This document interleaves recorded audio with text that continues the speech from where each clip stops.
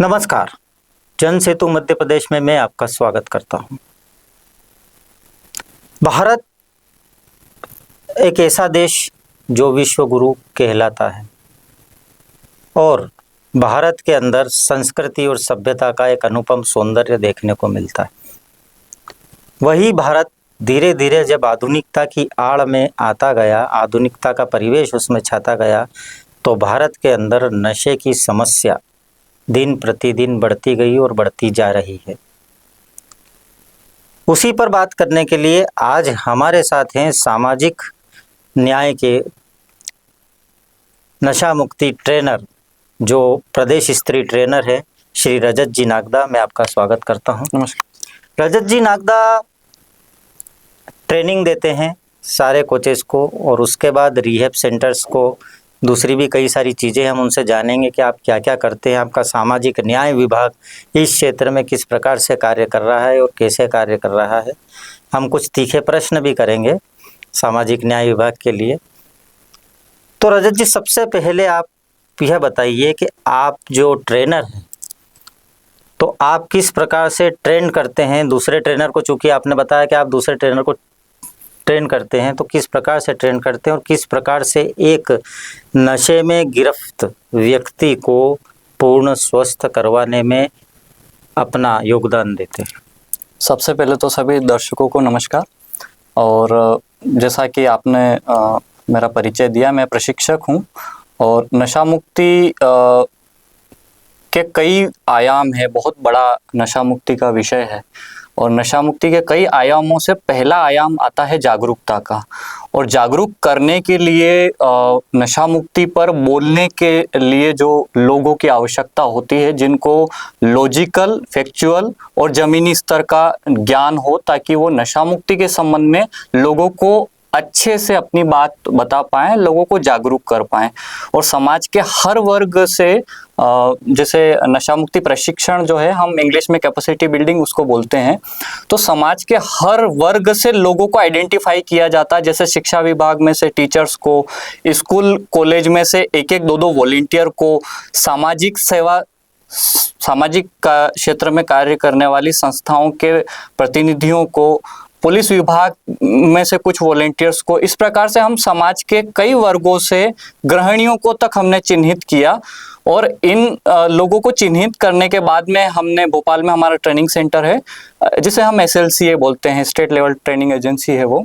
तो वहाँ पे उन लोगों को लाके समय समय पे हम प्रशिक्षित कर रहे हैं, जिससे उनको वर्तमान नशे की स्थिति पता चले, उनका समाज में क्या रोल हो सकता है ये पता चले, और वो दूसरे लोगों को फैक्चुअल और एक आंकड़े आधारित जानकारी देकर और उससे बचना कैसे है ये बता सके, इतना हम उनको प्रशिक्षण में समझाने का प्रयास करते हैं।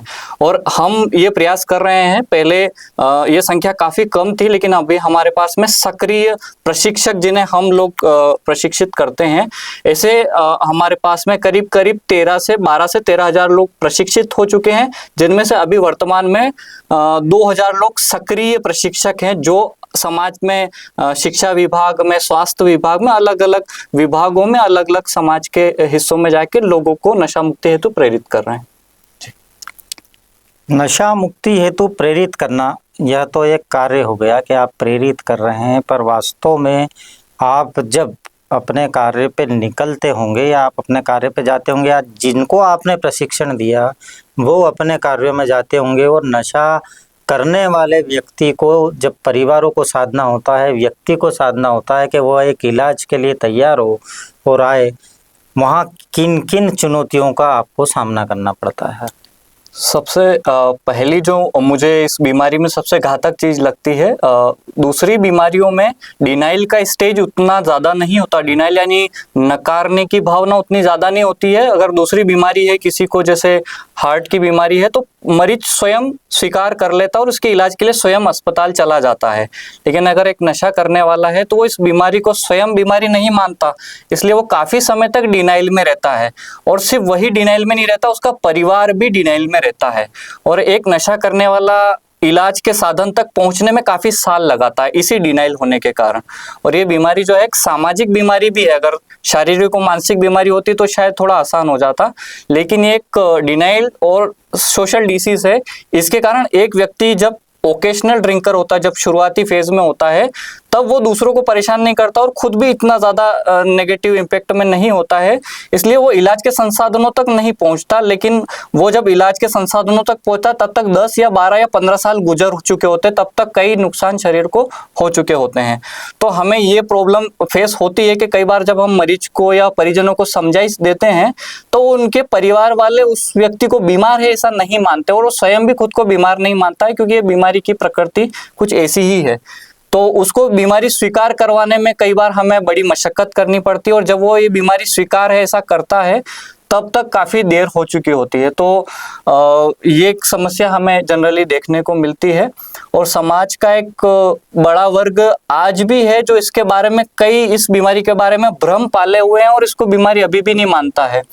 हमारे समाज के कई ऐसे रीति रिवाज है जिनमें नशे को लेकर एक बहुत आसानी से अपनाया जा रहा है। जैसे मैं उदाहरण देता हूँ, राजस्थान के कुछ ऐसे जिले हैं जहाँ पे अगर शोक सभा आयोजित हो रही हो तो वो एक बीड़ी, तंबाकू और इस प्रकार की कटोरी में रखकर देते हैं। और कुछ जिले ऐसे भी हैं जहाँ वो अफीम कटोरी में रख के, सूखी अफीम जो है कटोरी में रखकर वो सबको एज ए गेस्ट को होस्ट पास करता है कि भाई आप उसको ले सकते हो।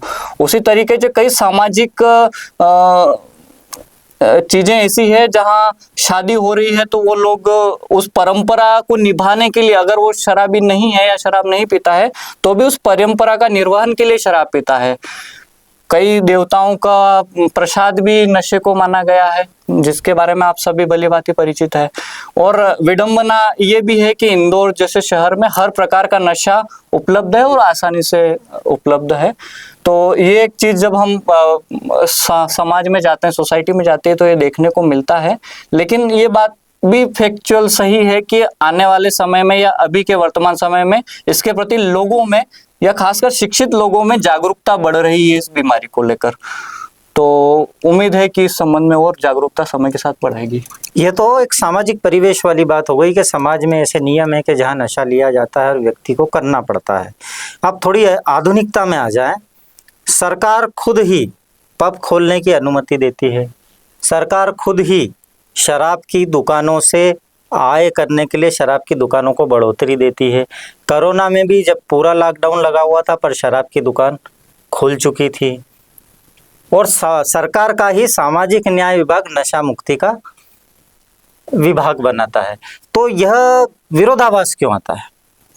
चूंकि मैं सामाजिक न्याय विभाग के प्रतिनिधि के रूप में आपके बीच उपस्थित हूँ और मुझे ऐसा लगता है कि अगर गैर कानूनी तरीके से नशीले पदार्थों का कहीं व्यापार हो रहा है या कोई इसकी खरीद फरोख्त कर रहा है, इसके संबंध में पुलिस प्रशासन द्वारा और नारकोटिक्स कंट्रोल विंग और कंट्रोल ब्यूरो द्वारा समय समय पे कार्रवाइयाँ और गतिविधियाँ की जाती रही हैं और की जाती है, ताकि हमें समय समय पे इस संबंध में खबर भी मिलती है कि कहीं गैर कानूनी तरीके से नशा बेचने वालों को पकड़ते हैं और इस तरीके से कानूनी कार्रवाइयाँ होती रहती हैं उन पे। विभागीय तौर पे मैं ये आपको स्पष्ट कर दूं कि कई बार जब हम समाज में जाते हैं और हमें ये टिप मिलती है कि इस स्कूल में, इस दायरे में यहाँ पे नशे बेचने वाले लोग हैं या बेची जा रही है, तो ऐसे इनपुट हमें मिलते हैं। ऐसे इनपुट को हम अपने पुलिस या विभाग जो है, पुलिस या तंत्र है, उनके साथ शेयर करते हैं और हमारा ये पूरा प्रयास रहता है कि स्कूल कॉलेज के नियर बाय। मैं पूछ रहा था, अवैधानिक तो सब करते हैं, अवैधानिक को पकड़ना। मैं ये कह रहा हूँ कि सरकार ने जो लाइसेंस दिए हैं शराब की दुकानों को, पबों को, तो सरकार क्या एक तरह से नशा बढ़ाने का कार्य नहीं कर रही है, जबकि हम सामाजिक न्याय विभाग के अंतर्गत नशा मुक्ति का कार्य कर रहे हैं? यह विरोधाभास क्यों है सरकार की नीतियों में? तो चूंकि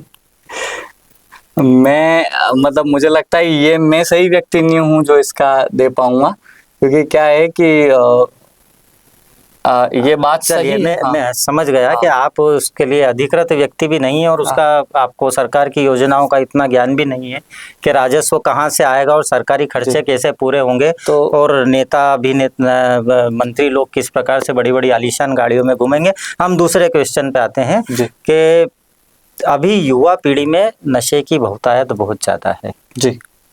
सामाजिक दायरे से निकल के हम युवा पीढ़ी में आते हैं। युवा पीढ़ी एकदम से नशे के जाल में फंसती जा रही है। जी। तो ऐसा कोई आपके विभाग द्वारा कार्यक्रम चलाया जा रहा है कि हम बच्चों को जी। इसके लिए शिक्षित करें, उनको सावधान करें कि इस प्रकार की चीज़ें धीरे धीरे बढ़ के आपके परिवार को नष्ट कर सकती हैं, आप अपराध में जा सकते हैं। क्योंकि जो अपराधी का ग्राफ बढ़ रहा है वो उसमें 60% अपराध नशे को लेने के पश्चात किए जाते हैं। जैसे नाइट्रावेट की गोली लेने के बाद कोई भी मर्डर कर देता है, रेप कर देता है।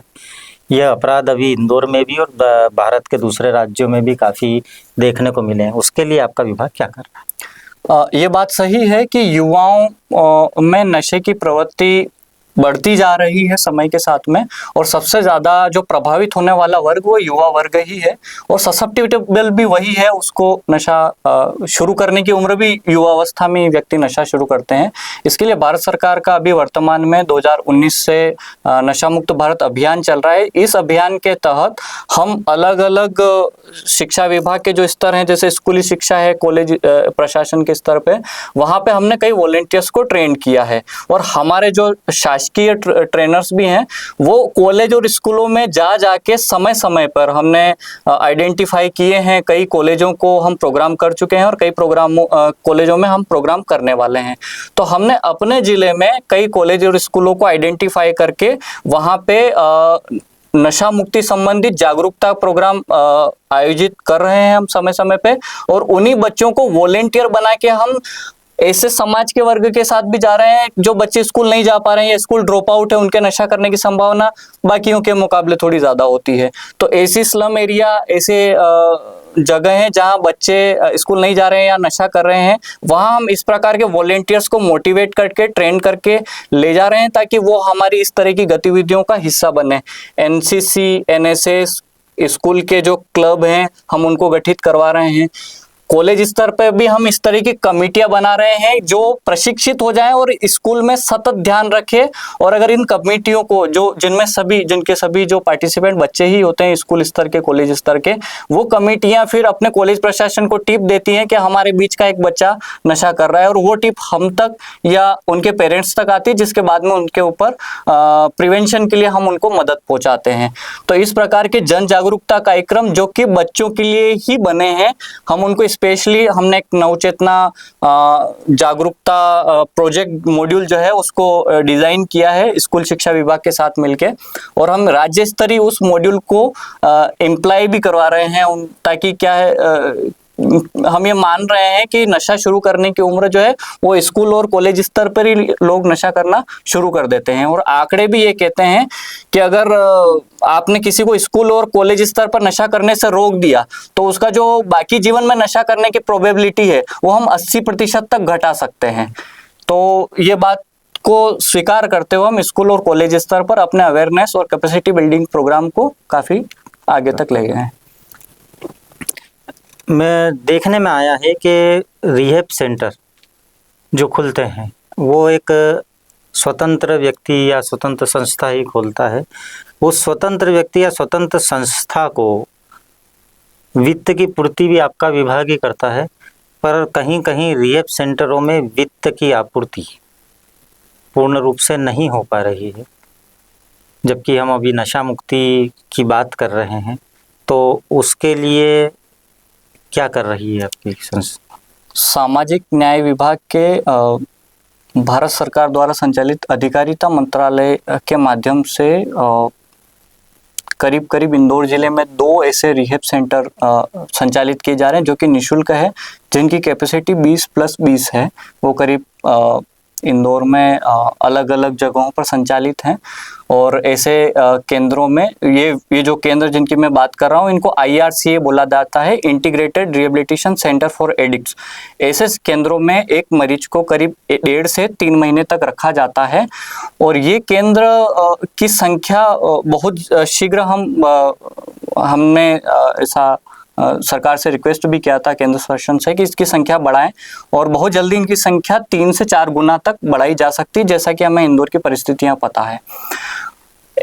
भारत सरकार द्वारा ODIC CPLI नाम के भी 2 प्रोजेक्ट चल रहे हैं, जिनमें एक डे केयर जैसा एक सेटअप भारत सरकार द्वारा चला जाता है जिसको ODIC बोलते हैं, और बच्चों के लिए स्पेशली डिजाइन करके एक CPLI नाम का प्रोजेक्ट स्लम एरिया या स्लम एरिया के पास ऐसा संचालित किया जा रहा है। ऐसे इंदौर में करीब 15 सेंटर चल रहे हैं, जहां जिनके माता पिता या तो मजदूरी पे जाते हैं और बच्चे स्कूल नहीं जा पा रहे, तो ऐसे बच्चों को स्कूल भी भेजते हैं और CPLI में भी भेजते हैं, ताकि वो उनके सर्वांगीण विकास के लिए सहायक हो और वो नशे की तरफ ना जाएं। 2 तो मैंने जैसे बताया कि अनुदान प्राप्त है, जिनको हम ग्रांटेड बोलते हैं, ग्रांटेड सेंटर है। उसके अलावा इंदौर में करीब 14 और प्राइवेट रिहैब सेंटर है जिनकी आप बात कर रहे हैं। ऐसे केंद्र जिनके मालिक या चलाने वाले या तो स्वयं किसी समय नशा करते थे और अब ठीक हो चुके हैं और अब समाज को इस बीमारी से निकालना चाहते हैं, तो ज्यादातर संचालक वो लोग हैं जो पहले इस बीमारी में रह चुके हैं। और 14 ही सेंटर सामाजिक न्याय विभाग द्वारा पंजीकृत हैं, रजिस्टर्ड हैं, और ये मेंटल हेल्थ अथॉरिटी के अंतर्गत भी आते हैं। तो ये रजिस्टर्ड होके करीब 3 महीने का उपचार करते हैं, और ये केंद्र करीब 3 महीना रखते हैं। इन केंद्रों में 12 कदम नाम की एक पद्धति होती है जिससे उपचार होता है, तो पद्धति के अनुसार भी उनको 3 महीने की आवश्यकता होती है। और ये पूरा रेसिडेंशियल ट्रीटमेंट होता है, क्योंकि नशा मुक्ति के लिए ये माना जाता है कि ये बीमारी में प्राथमिक इलाज रेसिडेंशियल ही होता है, बाद में उसको फॉलोअप में 2 से 3 साल एक व्यक्ति ले सकता है। शीघ्र ही आप देखेंगे कि मध्य प्रदेश शासन भी इस तरह के सेंटरों की संख्या बढ़ाएगा, और इस तरह के OPD सेंटर जिनके हमें आवश्यकता लग रही है, हम उनकी संख्या बढ़ाएंगे। एक ATF सेंटर की मैं जिक्र कर दूं, मानसिक चिकित्सालय इंदौर में एक ATF सेंटर चला जाता है जिसको एडिक्शन ट्रीटमेंट फैसिलिटी सेंटर बोलते हैं। उसकी क्षमता वर्तमान में 50 है, अगले वित्तीय वर्ष में उसकी क्षमता 150 से 200 हो जाएगी। ऐसे ATF सेंटर को वर्तमान में भारत सरकार और एम्स भारत सरकार द्वारा वित्त पोषित किया जा रहा है, और एम्स द्वारा उसको स्किलफुल बनाया जा रहा है, उसके स्टाफ को ट्रेनिंग दी जा रही है। तो इस तरह के ATF सेंटर मध्य प्रदेश के करीब हर जिले में संचालित हो रहे हैं, और कुछ ही जिले हैं, 2 से 3 जिले जहां अभी ऐसे नहीं है, वहां जिला चिकित्सालयों में संचालित हो रहे हैं। तो इसकी क्षमता भी हमें पता है कि इसकी क्षमता बढ़ाने की आवश्यकता है, और इस तरह के सेंटर की क्षमता बढ़ाने पे भी ध्यान दिया जा रहा है, ताकि प्रिवेंशन का जो हमारा मकसद है उसमें हम सफलता प्राप्त कर सकें। यानी नशे से मुक्ति के सारे प्रयास किए जा रहे हैं। और एक शीघ्रता से एक प्रश्न का उत्तर दीजिए कि कितने लगभग सफल आपकी संस्था हुई है या आपका विभाग हुआ है इस कार्य क्षेत्र में? सफलता का पैमाना मुझे लगता है कि मैं संख्या बता दूं पहले कि हम करीब हमारा विभाग और हमारे विभाग के साथ में जो स्वयंसेवी संस्थाएं हैं, ऐसी करीब 30 स्वयंसेवी संस्थाएं हैं जो लगातार नशे पे अलग अलग प्रोग्राम कर रही हैं। तो ये जो सारे प्रोग्राम हैं, हम इसकी लिस्टिंग नशा मुक्त भारत अभियान ऐप पे करते हैं। उस ऐप के आंकड़े के अनुसार हम एक वित्तीय वर्ष में करीब 17 से 20 हजार लोगों को विभागीय जागरूक कर रहे हैं, और करीब सभी संस्थाओं का आंकड़ा जोड़ लिया जाए, विभाग और संस्थाओं का आंकड़ा जोड़ लिया जाए, तो हम करीब 1.5 से 2 लाख लोगों को नशा मुक्ति, जो हमारे टारगेट ऑडियंस है, जैसे स्कूल, कॉलेज, स्लम एरिया या जहां जहां हमें टारगेट ग्रुप समझ में आता है, तो हम करीब हमारी नशा मुक्त भारत अभियान योजना के अंतर्गत 1.5 से 2 लाख लोगों को नशा मुक्ति के लिए प्रेरित कर चुके हैं, जिनमें से ज्यादातर यानी 80% युवा रहे, ये हमारा टारगेट रहता है। अब इस अभियान के तहत कई लोगों को जब हमने जागरूक किया तो उन्होंने इलाज के लिए भी सहमति जाहिर किया। तो हमारे इस अभियान के तहत इलाज लेने वालों की संख्या करीब 4000 लोगों ने अलग अलग संस्थाओं के साथ में, प्राइवेट सरकारी योजना के अंतर्गत कहीं पे भी 4000 लोगों ने उपचार लिया है। और जो आंकड़े हमारे पास में करीब 2000 लोग अभी नशा मुक्त जीवन जी रहे हैं। ये जो आंकड़े हैं ये वित्तीय वर्ष 2023-24 के हैं। तो हम प्रयास कर रहे हैं, ये आंकड़े अभी कम है लेकिन ये आंकड़े और बढ़े।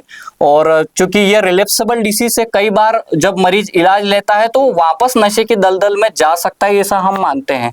तो इस बीमारी की प्रकृति के कारण रिलेप्स होना स्वाभाविक है। हम प्रयास करते हैं अगर वो पुनः रिलेप्स हो रहा है तो वो वापस इलाज उस तक मुहैया हो जाए और आसानी से हो जाए, इसका हमारा प्रयास रहता है। तो ये थे नशा मुक्ति संघ के सामाजिक न्याय विभाग के प्रदेश ट्रेनर रजत जी नागदा। दोस्तों, आपसे यही गुजारिश है, नशे से बचें, अपने परिवार को नशे से बचाएं और नशे से होने वाले पारिवारिक विघटन को बचाएं, कहीं हमें रिहैब सेंटर नहीं जाना पड़े, इसलिए हर घर रिहैब सेंटर बने और अपने बच्चों को नशे की बुराइयों से दूर रखें। इसी के साथ हम विदा लेते हैं। आप हमारे यहाँ आए, बहुत बहुत धन्यवाद रजत जी। धन्यवाद।